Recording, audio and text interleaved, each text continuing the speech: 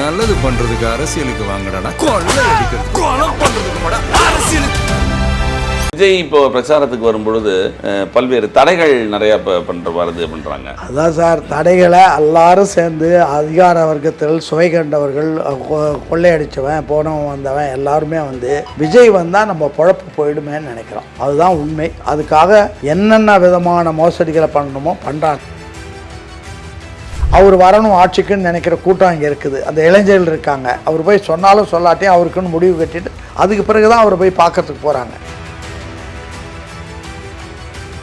BJP உள்ள வந்துருவான்னு சொல்லி BJP வந்ததுக்கு காரணமே நீ தானே. பிஜேபியோட கூட்டணி வச்சு மந்திரி அனுபவிச்சது நீ தானே. அப்ப நீ என்ன பண்ண? ஜனநாயகத்தை இந்த இரண்டு கட்சிகளும் குறிப்பா எல்லா கட்சியும் சேர்ந்து, இதுக்கு கூட்டணி போற கட்சியும் சேர்ந்து ஜனநாயகத்தை படுகொலை செய்து விட்டார்கள்.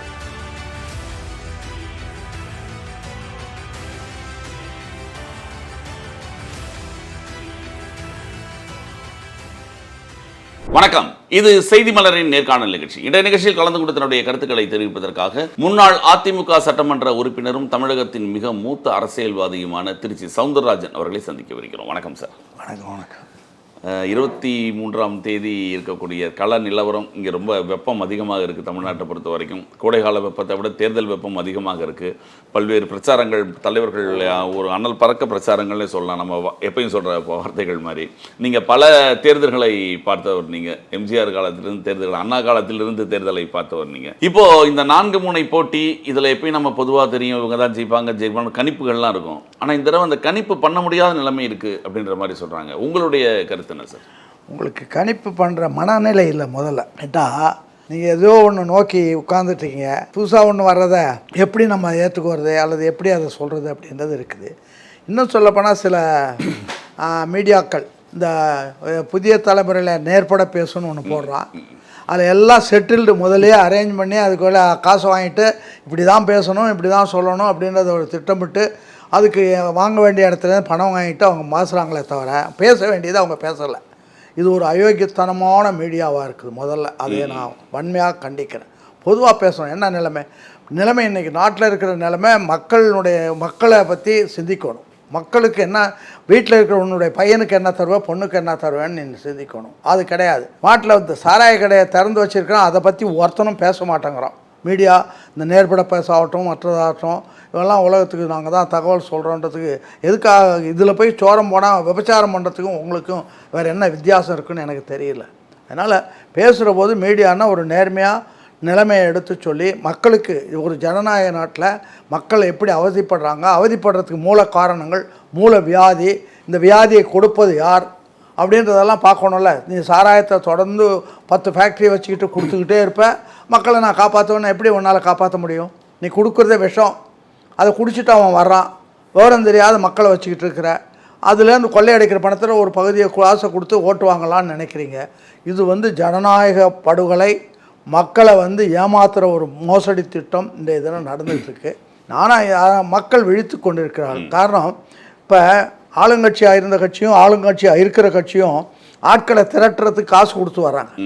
ஆனால் ஒன்றுமே இல்லாமல் வராரா இல்லையான்னு தெரியாமலே அவங்க பின்னாலேயே ஓடி வர ஜனங்கள் இருக்குது. ஒன்றும் அதை நீங்கள் சொல்கிறீங்களா? அதுதான் இவங்க என்ன சொல்கிறாங்கன்னா, அது ஒரு நடிகரை பார்க்க வந்த கூட்டம், அது வேற கேட்க வந்த கூட்டம் கிடையாது இவங்க சொல்கிறது. நீ உன்னை காப்பாற்றிக்கிறதுக்கு உனக்கு வாங்குகிற கூலிக்கு வேற என்ன நீ சொல்லுவ?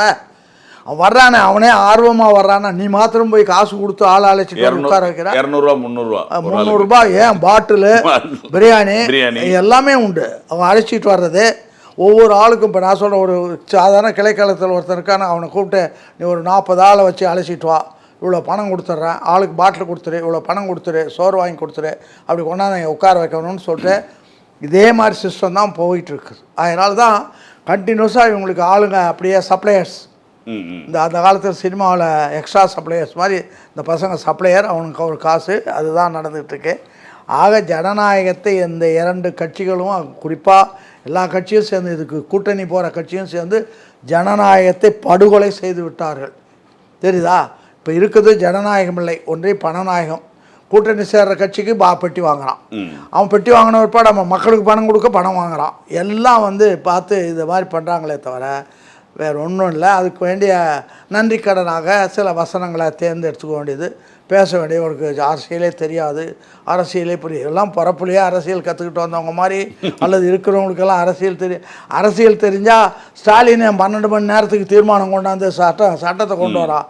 உன்னுடைய மூலத்தலைவனுக்கே அரசியல் தெரியல, எப்படி பண்ணுறது, எதுக்காக அதை நம்ம பண்ணுறது, நியாயமா, அது என்ன முறையா? அதை 12 மணி நேரம் வேலை வந்தபோது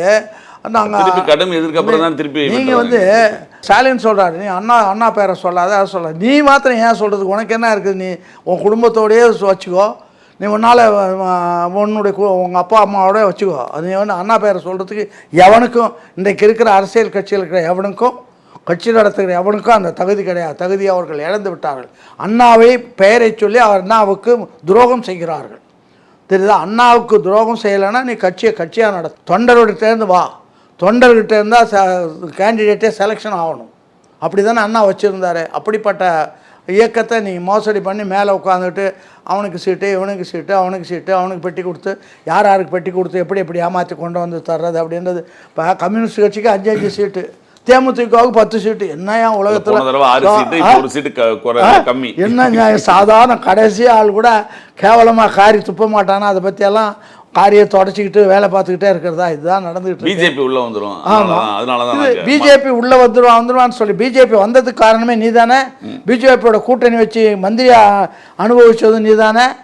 அப்போ நீ என்ன பண்ண, அதோட போய் சேரலாமா? திராவிட இயக்கம்னு சொல்கிறதுக்குள்ள யோகியதை உங்களுக்கு கிடையாது.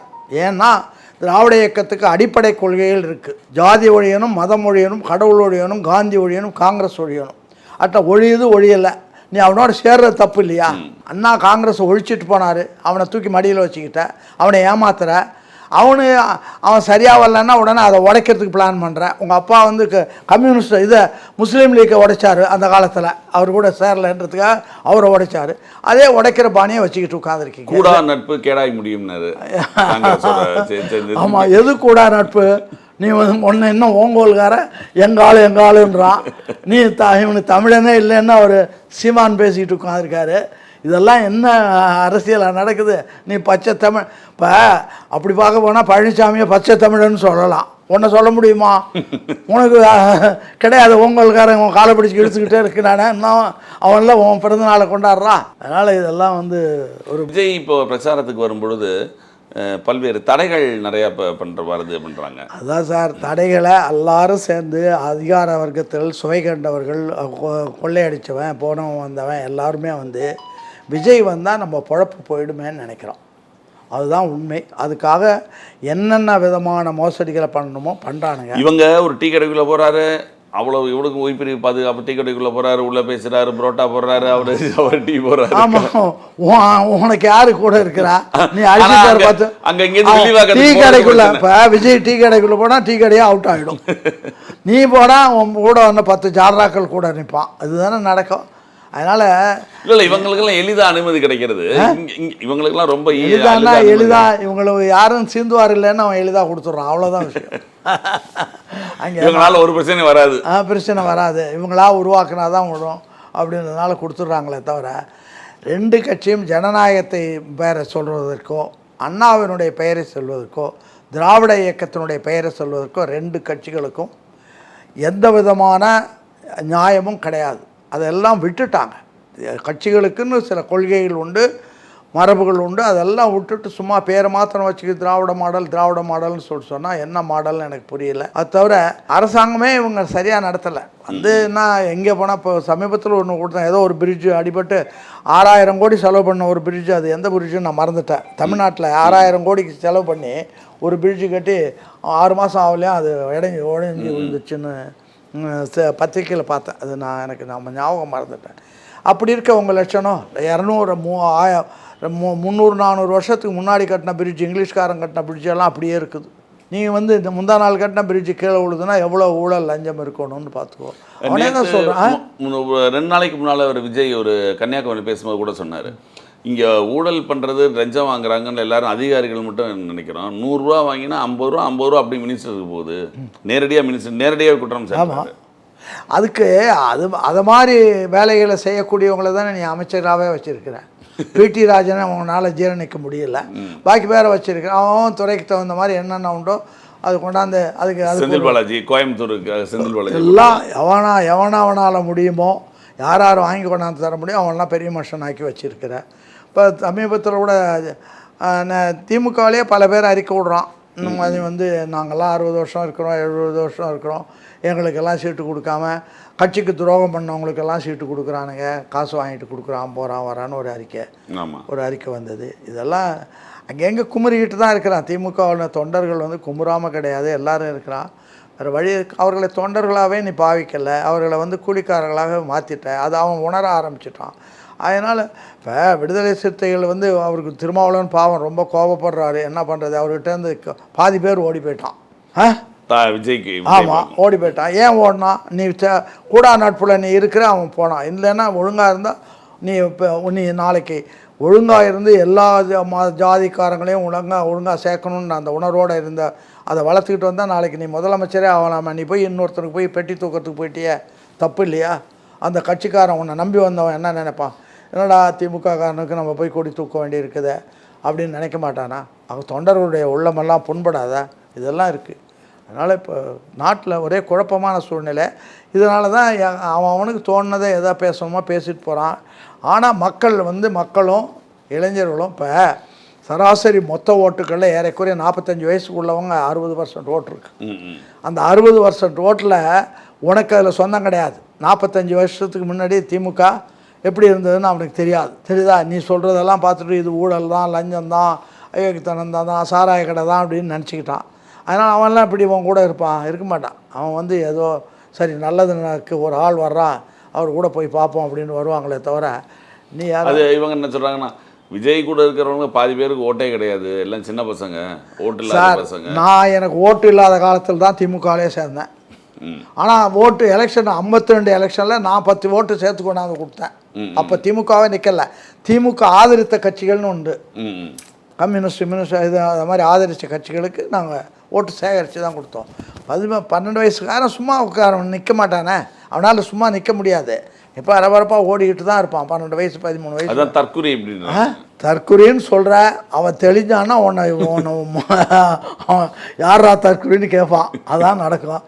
இதெல்லாம் எப்படியோ ஆளுக்கு ஒருத்தருக்கு இவனுக்கு ஆட்சி செய்யவே தெரியாது, அது இப்படி குறை சொல்கிறதுல தான் பாடுறாங்களே தவிர அனுபவம் கிடையாது. அனுபவம் இல்லை. வெறும் சினிமாவில் நடிச்சு நேரடியாக வந்து முதல்வராக ஆசைப்படுறாரு. எல்லாம் இப்போ திமுகவே ஆரம்ப காலத்தில் அண்ணாவையே கூத்தாடிகள்னாங்க, அரிதாரம் பூசுபவர்கள்னு சொன்னாங்க. அவங்க தான் அண்ணா தான் அருமையான ஆட்சி கொடுத்தாரு, அருமையாக ஒரு கட்சியை நடத்தினார், தொண்டர்களை வழி நடத்தினார், தொண்டர்களை தலைவர்களாக மாற்றினார். எந்த விதமான பேதம் இல்லாமல் ஒரு கட்சியை நடத்தி அந்த கட்சிக்கு இலக்கணமே சொல்லிட்டார், ஒரு இயக்கத்தை நீ உருவாக்கி விட்டு அதை அதோடு பதவியில் அமர்த்தி விட்டு அதோடு உன்னுடைய பணி நிறைவடைந்து விட்டதாக கருதாதே, கூர்ந்து கவனித்து கொண்டிரு, தவறு நேர்ந்தால் சுட்டி காட்டு, மேலும் தவறு நடந்தால் தட்டி கேள், மேலும் தவறு நடந்தால் அவர்களை நீக்குவதற்கு போராடுனார். அதே மாதிரி அண்ணா நீ நல்லா படித்தவங்க மற்றவங்க இவங்கெல்லாம் வந்து மௌனமாக இருக்கிறதே ஒரு ஆபத்து தான். படித்தவர்கள் பண்புள்ளவர்களுக்கு மேல் சபை இருந்தது. அந்த மேல் சபையை தேன்னு எல்லாரும் சேர்ந்து கோர்ட்டில் கொண்டு உட்கார வச்சுட்டு அந்த மேல் சபையை பற்றி இப்போ யாரும் பேசுறதே இல்லை. மேல் சபை வந்தாலும் 10 அறிஞர்கள் வருவான், உள்ள படித்தவன் வருவான், அறிஞர்கள் நடுநிலையாளர்கள் வருவான், ஏதாவது நல்ல கருத்துக்களையாக சொல்லுவான், அதையும் க்ளோஸ் பண்ணிவிட்டு அதை பற்றி வாயே திறக்க மாட்டேங்கிறாங்க. போன 2 எலெக்ஷன் முன்னாடி வரைக்கும் வாயை திறந்தாங்க, நாங்கள் வந்தால் மேல் சபையை கொண்டு வருவோம் நாங்கள். இப்போ அதை கூட விட்டுட்டாங்க. அதே மாதிரி சாராய கடை பற்றி ஒரு வார்த்தை கூட எவனும் பேச மாட்டேங்கிறான். யாரும் வச்சுருப்போம் அல்லது எடுத்துருவோம்னு பேச மாட்டேங்கிறாங்க. நீ சாராயத்தை கொடுக்கணும். சாராய இது டாஸ்மாக் பொறுத்த வரைக்கும் இப்போ தான் டாஸ்மாக் ஆமாம், சாராய கடையை பொறுத்த வரைக்கும் நான் கருணாநிதி ஒரு பீரியட் க்ளோஸ் பண்ணாங்க, திருப்பி எம்ஜிஆர் தான் திறந்தார். எம்ஜிஆர் பண்ணியிருந்தாலும் சரி, கடவுளே பண்ணியிருந்தாலும் தவறு தான். அதில் வந்து அதுக்காக நான் எம்ஜிஆருக்கு வக்காலத்தை வாங்கிட்டு பேசலை. நான் எம்எல்ஏ இருக்கும்போதே அவர்கிட்ட போய் இது தேவையில்லாதது வந்து பண்ணக்கூடாதுன்னு சொல்ல வேண்டியது சொன்னோம். நாங்கள் உள்ளே இருந்தவங்க சொன்னோம், கேட்கல. அவர் பண்ணார். இப்போ சமுதாயத்தில் இப்போ இன்றைக்கி வந்து அவரும் தானே திறந்தாருன்ற ஒரு குற்றச்சாட்டை பழி அவர் பேரில் வருது. அதுக்கு அவர் தான் காரணம், அது நாங்கள்லாம் காரணம் இல்லையே. அதனால் யார் பண்ணால் என்ன, தவறுன்னு சொல்கிற மனப்பான்மை எல்லாருக்கும் இருக்கணும். அதுதான் பெரியாரே என்ன சொல்கிறாரு, நீங்கள் பாருங்கள், இன்றைக்கு ஆட்சியில் இருப்பவர்கள் அல்லது நாளைக்கு ஆட்சிக்கு வரக்கூடியவர்களில் குறிப்பாக ஒருவரை குறை கூறினால் நமக்கு வரக்கூடிய நன்மைகள் வராமல் போய்விடும் என்றோ அல்லது அவர்களால் தீங்கு நேரிடும் என்றோ அஞ்சி ஊமையாய் காலம் கழிக்கும் அறிஞர்களே மிகுதி. ஏற்கனவே ஆட்சியாளர்களால் நன்மை பெற்று விட்டதனால் நன்றி கடனாக ஆட்சியாளர்கள் என்ன செய்தாலும் கண்களை மூடிக்கொள்ளும் அறிஞர்களும் உண்டு. ஆனால் இங்கே இப்போதான் பெரியார் சொல்கிறார், எதையும் எதிர்பார்க்காமல் எதற்கும் அஞ்சாமல் மொழிக்கும் இனத்துக்கும் நாட்டுக்கும் கேடு சூழ்பவர்கள் யாராக இருந்தாலும் பூசி மெழுகாமல் தயவு தாட்சண்யம் பாராமல் வெளிப்படையாக பெயர் சொல்லி இடித்துரைக்கும் வியக்கத்தக்க துணிச்சல் கொண்ட பேராண்மை வேண்டும். அதுதான் ஆண்மைன்றார். அது இப்போ ஒருத்தனுக்கு இல்லையே, எல்லாம் வித்துட்டானுங்களே. நல்ல முதல்ல அந்த காலத்தில் வந்து புலவர்கள் வந்து மன்னனை இடித்து உடைத்து மன்னன் தவறு செஞ்சால் கூட இடித்து உடைத்து பண்ணாங்க. அதே மாதிரி ஒரு புலவர் சொல்கிறாரு, என்னுடைய நாட்டு மக்கள் என்னுடைய வீடு, நான் என்கிட்ட வேலை செய்கிறவங்க என் நாட்டு மக்கள் என்னுடைய மன்னர் எல்லாரும் நேர்மையாக நடக்கிறாங்க, அதனால் எனக்கு முடி நரைக்கலைன்னு சொல்கிறாரு. சித்தலை சாத்தனார் புலவர் போய் சொல்கிறாரு. இப்போ மக்கள் கேட்குறாங்க, என்னடா ரொம்ப காலமாக அவரை கேள்விப்பட்டுருவோம், வர்றாரு ஆள் ஜோராக மாப்பிள்ளை மாதிரி வர்றாருன்னு கேட்குற போது அவர் சொல்வார், யாண்டு பலவாக நரை இலவாகுதல் யாங்காகியர் என வினவுதிராயின் மாண்டையன் மனைவியோடு மக்களும் நிரம்பர் யான்கண் அணையர் என் இளையர் வேந்தனும் அல்லவை செய்யான் காக்கும் அதன் தலை ஆன்றோர் பலர் வாழும் நாடு என் நாடுன்ற மாதிரி முடிக்கிறார். இதுதான் புறநானூற்று பகுதி. அப்படியா இருக்குது. இன்றைக்கி அவனுக்காக துணிச்சலாக தப்பு நடக்குதுன்னு, தப்பு இல்லைன்னு சொல்லுங்கள். தனிப்பட்ட முறையில் ஒருத்தனை கூப்பிட்டு தப்பு நடக்கலை இந்த ஆட்சி இல்லைன்னு சொல்லுங்கள். எல்லாம் கிரிமினல் குற்றவாளியாக இருக்கான். விடுங்களே, இல்லை யார் மேலே கிரிமினல் கேஸ் இல்லை. அதான் அவங்க என்ன சொல்கிறாங்கன்னா, நாங்கள் செய்த நல்லதே எங்களுக்கு வந்து வாக்கு வாங்கி தரோம். ஐயா நான் சொல்கிறதே, நீங்கள் பதவியில் இருந்து நல்லது உங்கள் அப்பா வீட்டிலேருந்து கொண்டாந்து செய்யலை, இருக்கிற ஆட்சியை வச்சு நல்லது சேர்த்து தான். செய்ததை பற்றி பேசக்கூடாது, செய்யாததை பற்றியும் செய்ததில் செய்த தவறுகளை பற்றியும் தான் தவிர நான் அதை செஞ்சேன் இதை செஞ்சேன். அவங்க தாத்தா வீட்டிலன்னு கொள்ள 3 லட்சம் கோடி ஒரு வருஷத்துக்கு வருமானம் வருது, அதோட 5 லட்சம் கோடி நீ கடன் வேறு வாங்கியிருக்க. இதுக்கெல்லாம் என்ன அந்த மக்கள் இன்னும் சேரியில் இருக்கிறவன் இருக்க தானே செய்கிறான், அவனை அப்படியே தானே வச்சிருக்கிற மாத்திரம் அவனுக்கு விஷத்தையும் ஊற்றி கொடுக்குறீங்க. அவன் ஆண்டுக்கு 10 லட்சம் பேர் வந்து தாலி அறக்கிறாங்கன்னு நம்ம அன்புமணியை பேசுகிறாரு. அப்போ 10 லட்சம் பேர் தாலி அறக்கிறதுக்கு உன்னுடைய சாராயம், உன்னுடைய டாஸ்மார்க் தானே காரணம். 10 லட்சம் பேர் அழிஞ்சாதை பற்றி நீ பாயே பேச மாட்டேன். நீ என்ன ஆட்சி போடுறது? 2 பேருக்குமே கேட்குறேன். அதிமுக ஆனாலும் சரி இவங்களும் சரி, 2 பேருமே கொள்ளையடிக்கிறதுக்காக உருவாக்கி வச்சு மாற்றிட்டாங்க அந்த நிறுவனங்களை. அதிமுகவையும் சரி திமுகவையும் சரி கொள்ளையடிக்கிற ஸ்தாபனங்களாக மாற்றி கொண்டு விட்டார்களே தவிர இது அண்ணா உருவாக்கிய இயக்கமும் இல்லை, இது எம்ஜிஆர் உருவாக்கிய இயக்கமும் இல்லை. தாவேகாவை பொறுத்த வரைக்கும், விஜய் அவர்களை பொறுத்த வரைக்கும் அவங்களோட இன்னொரு குற்றச்சாட்டுனா, அவருக்கு எதுவுமே ஒரு விஷயம் தெரியாது, எழுதி படிக்கிறாரு, அவருக்கு எழுதி கொடுக்குறத படிக்கிறாரு. சார் நீங்கள் எழுதி கொடுக்குறத படிக்காமல் ஜெயலலிதா ஆரம்பத்தில் எதை படித்தா? சோலை தான் எழுதி கொடுத்தாரு எல்லாமே. சோலைன்னு ஒரு பெரிய எழுத்தாளர் இருந்தார், எம்ஜிஆர் அதை நிரூபித்தார் பண்ணார். இதுக்கு ஸ்டாலின் பிறந்ததுமே இது அப்பர் அடிகளானாரா, திருஞான சம்பந்தர் ஆனாரா, ஏதாச்சும் சிறுகாழி என்னுடைய மாமியார் வீடுன்ற மாதிரி அங்கே பார்வதி பால்கள் கொடுத்தாங்களா? என்ன வேடிக்கை அது? எல்லாரும் கற்றுக்கிட்டு அவன் அந்த இடத்துக்கு வந்தால் பேச போகிறான், செய்ய போகிறான், நடத்த போகிறான். அதில் என்ன இருக்கிறது? அதுக்கு சொல்கிறதுக்கு அந்த அரசாங்கம் இருக்குது, அதனுடைய ஆஃபீஸ் இருக்குது, அங்கே சட்டத்திட்டங்கள் இருக்குது. அதுபடி பண்ணால், முறைப்படி தவறு பண்ணாமல் பண்ணால் நல்லா வருது, அவ்வளோதான். அவர் மேலே இன்னொன்று என்ன, அந்த பெண் அவர் மேலே ஒரு வீட்டு தனிப்பட்ட ஒரு விவகாரத்தை பிரச்சனை. பெண்கள் விவகாரத்தை எடுத்தால் யாருமே நான் தான் யோக்கியன்னு வந்து யாராச்சும் நிற்க முடியுமா? இப்போ இருக்கிற அமைச்சரவையிலோ அல்லது மல்லையோ யாராச்சும் இருக்க முடியுமா? இதெல்லாம் வந்து பர்சனல், அதை பேசக்கூடாதுன்றாங்க அவங்கள சொல்கிற போது. அப்போ ஒவ்வொரு தலைவரையும் பார்த்து அனலைஸ் பண்ணி பார்த்துருவோமா? அதெல்லாம் வந்து அந்த காலத்திலே விரலியர் கூத்தியர்லாம் இருந்திருக்காங்க. இலக்கிய காலத்தில் ஏதோ இருந்தாங்க, அவங்க சூழ்நிலைக்கு இருக்கிறாங்க. நீங்கள் மாத்திரம் யார் உத்தம புத்திரர்கள் அதில், அல்லது ஒன்றுமே தீண்டாதவர்களா? என்ன புரியல, எனக்கு தெரியல. அதெல்லாம் பாசிங் பிக்சர். தமிழறிஞர் கலைஞர் அவர் மகன் இவங்கள்லாம் நாங்கள்லாம் தூய வாழ்க்கை தான் வாழ்கிறோம். அடப்பாயிகளாவோ கலைஞருக்கு எத்தனை சம்சாரம்னு அவருக்கே தெரியாது. நீங்கள் எனக்கு கணக்கு பார்க்குறீங்களா? எப்படி வரும்? அதனால் இதெல்லாம் நம்ம பர்சனல்லாம் பேச வேணாம், விட்டுடலாம். இது தேவையில்லாத வேலை. அதனால் யாரோ வேணுன்றவங்க ஏதாவது சொல்கிறதுக்கு நம்ம இல்லை. அவரே மேடையில் சொன்னார், எனக்கு கடைசி ஒவ்வொரு முயற்சியாக பார்க்குறாங்க. இந்த ஜனநாயகன் படத்தையும் அந்த இப்போ முடக்கிறாங்க, திருப்பி அவங்க முடக்கத்தான் பார்க்குறாங்க. ஆமாம், அது உள்ளத வருஷத்தை அவர் சொல்கிறாரு. ஆனால் அதையும் மீறி அவர் போய் ஓட்டு கேட்டாலும் கேட்காட்டியும் ஓட்டு போடுறதுக்காக தயாராக இருக்காங்க. அதுதான் சார் சொல்கிறாங்க. இப்போ இவங்கெல்லாம் வீடு வீடாக போகிறாங்க, ஊராக போகிறாங்க, அவர் வந்து மொக்கமே ஒரு 4-5 இடத்துல பிரச்சாரம் பண்ணுறாரு. இது எப்படி போய் ஓட்டாக மாறும்? எப்படி உள்ளே போக முடியும்? இப்படி அதாவது நீங்கள் யார் வருவீங்கன்னு எதிர்பார்த்து இருக்கிற கூட்டம் இருக்குது. அந்த கூட்டம் அவர் பக்கத்தில் இருக்குது. அவர் வரணும் ஆட்சிக்குன்னு நினைக்கிற கூட்டம் இங்கே இருக்குது. அந்த இளைஞர்கள் இருக்காங்க. அவர் போய் சொன்னாலும் சொல்லாட்டியும் அவருக்குன்னு முடிவு கட்டிட்டு அதுக்கு பிறகு தான் அவரை போய் பார்க்கறதுக்கு போகிறாங்க. யாரும் ஒரு ரூபா நீங்கள் என்னை தேடி வர வேண்டிய அவசியம் கிடையாதுன்றாங்க. அதான் உண்மை. இவங்க அவர் எடுக்கிறதுக்கு இவங்க போக ஆரம்பிக்கிறாங்க. அவ்வளோதே தான் அதெல்லாம். அதனால் இது வந்து அவருக்கு மக்கள் தயாராக இருக்கான், இளைஞர்கள் பெண்கள் தயாராக இருக்கு. நேற்று கூட அந்த புதிய தலைமுறையில் ஒரு இது போட்டிருந்தாங்க ஏதோ ஒரு ஊரில். அந்த பெண்கள்லாம் சொல்கிறாங்க, பெரியாரை பற்றி பேசுகிறாங்க சார் இளம் பெண்கள். நான் கூட இவங்கெல்லாம் பேசுவாங்களான்னு நினச்சேன். இன்னொரு பெண் சொல்கிறா வந்து சாராயத்தை ஒழிக்காமல் இவங்க ஆட்சி நடத்துறதுக்கு இது எதுக்கு இந்த ஆட்சி இருக்கணுமான்னு கேட்குறா. நல்ல இளைஞர்கள், அதுவும் மாணவிகள்லாம் இப்போ அவங்க ஓரளவுக்கு படித்ததுனால அவங்க தைரியமாக பேச ஆரம்பிச்சிட்டாங்க. ஏன்டா அதாவது இந்த சாராயம்ன்றது குடும்பங்களை அழிக்கிற ஒன்று. முதல்ல ஆண்களை விட ஆண்கள் அதை அனுபவித்து கெட்டு போகிறான். அனுபவிக்காமலே அதனால் வீணாக போகிறவங்க பெண்கள் தான். அந்த பெண்கள் விழிப்புணர்வு இழுத்து எழுந்தால் நீங்கள் வந்து அந்த பெண்களை ஏமாற்றவே முடியாது. நீ கொடுக்குற 1000மோ அதுலேருந்து வந்த பணம்னு அவங்களுக்கு தெரியும். தெரியுதா? ஒவ்வொரு குடும்பத்துலேயும் ஒருத்தன் அப்பனோ மகனோ யாரோ ஒருத்தன் சாராயத்தினால் அழிஞ்சிட்டு இருக்கான். அதெல்லாம் உணர்கிற பெண்கள் எப்படி அதை ஒத்துக்கிட்டு இருக்க போகிறாங்க? அதெல்லாம் ஒன்றும் பண்ண முடியாது சார்.